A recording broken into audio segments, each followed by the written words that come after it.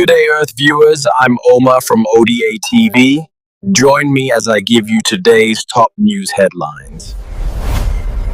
It was an otherwise quiet Sunday when the customers at this wholesale store found themselves thrust into the middle of an outpouring of cartel violence. Many had their cars in the car park as armed men came and set them on fire. Over here, there are more. Behind it on the street, there is a burnt-out bus. It was an explosion of violence in the wake of the death, the killing of the cartel leader El Mencho. The cleanup has begun, with workers beginning the process of removing these vehicles from the site, their owners returning to begin the process of talking to insurance companies. But beyond that, the city is trying to get back to a semblance of normal. There is more movement of traffic in the streets. Tourists who were trapped are mostly making their way to the airport now to try to make it home. Nevertheless, this attack and so many others like it around the country have left their mark in terms of the intimidation on the local community. People here wondering if there will be a repeat episode anytime soon, and what the removal of El Mencho could mean to the cartel and by extension mean to their otherwise quiet and peaceful beach community. Our nation is back, bigger, better, richer, and stronger than ever before.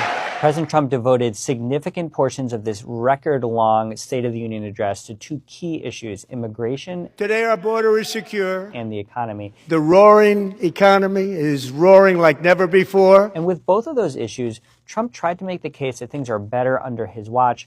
On immigration, he said that his predecessor's open border policies, as Trump called them, resulted in a flood of undocumented immigrants entering the country, but that under Trump, that has changed. The only thing standing between Americans and a wide open border right now is President Donald J. Trump and our great Republican patriots in Congress. But Trump was really reaching out to people who he thinks believe immigration is a winning issue for Republicans in the fall. It remains to be seen if that's the case, however, because polls show that a majority of Americans are unhappy with the tactics of ICE, the tactics of his immigration crackdown. On the economy, he said that jobs are coming back. He said that the country's taking in trillions. That was another notable moment where he doubled down on his main message that the economy is better. There weren't a lot of specifics, though, for everyday Americans watching at home about how their lives have improved. This was a highly partisan speech. These people are crazy, I'm telling you. They're crazy. It was tense. They're blocking the removal. It was divisive. What we saw was a president laser focused on the Republican Party base. There was not a lot of instance of him reaching out across the aisle, trying to engage Democrats. You should be ashamed of yourself. Stand up and show your support. The first duty of the American government is to protect American citizens, not illegal aliens.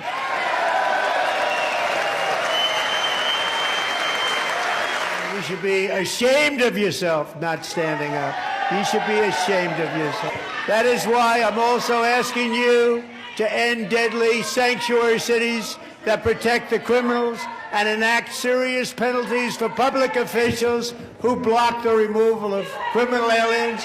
In many cases, drug lords, murderers all over our country, they're blocking the removal of these people out of our country, and you should be ashamed of yourself.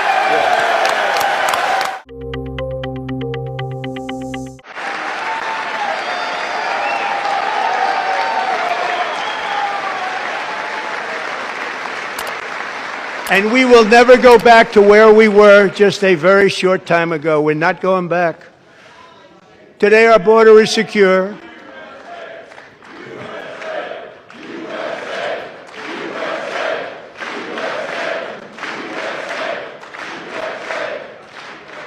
Thank you.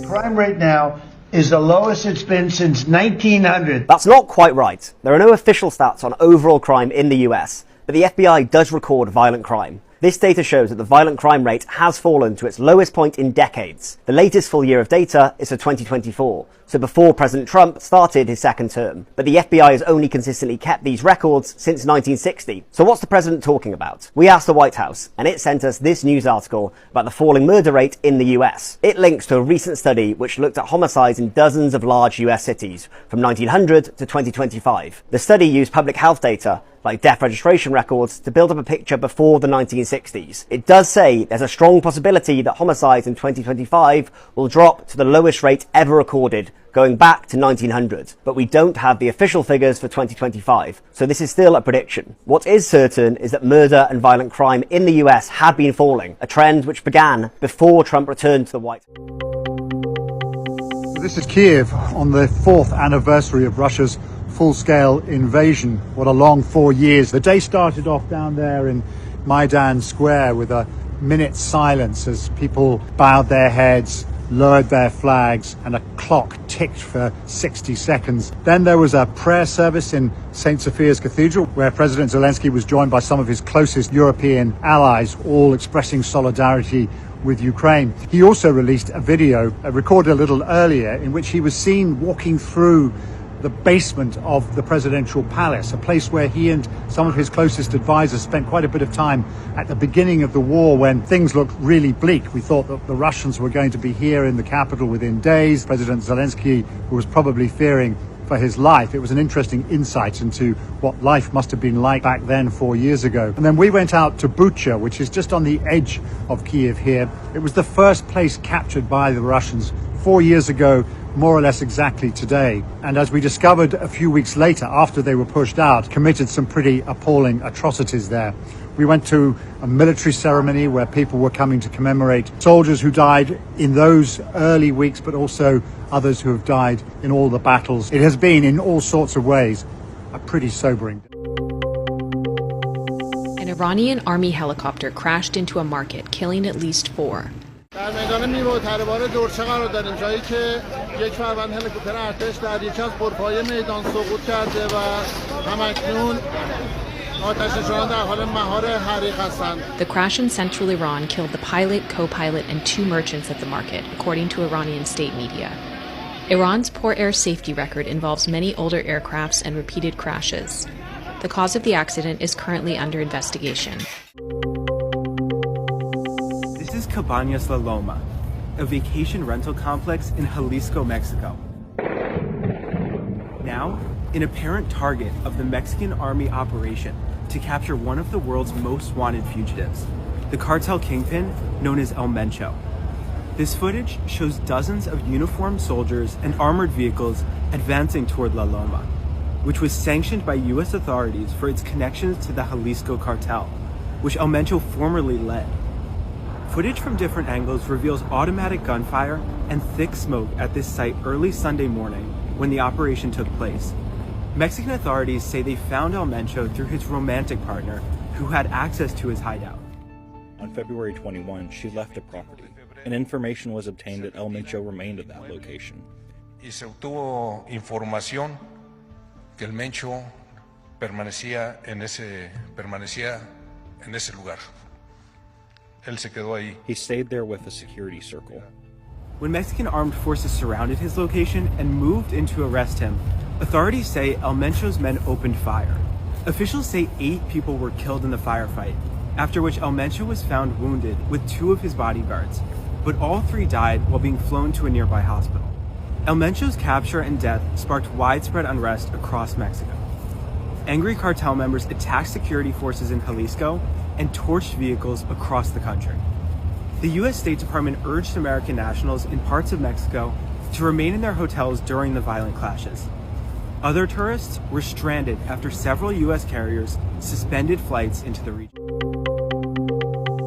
This luxury villa, tucked into the hills of Tapalpa, Mexico, was the location where one of the most feared Mexican drug lords spent his final hours. We now have photos and video showing inside the discreet hideout of El Mencho, who was killed this week as Mexican forces tried to arrest him. The 2-story home has spacious rooms with sleek modern finishes. The kitchen was littered with takeout containers, alongside spoiled produce, milk cartons, and water bottles. A box with a bright red bow sits on the dining room table. Religious figurines are on display, and a Bible passage about trusting God was handwritten on a white sheet of paper.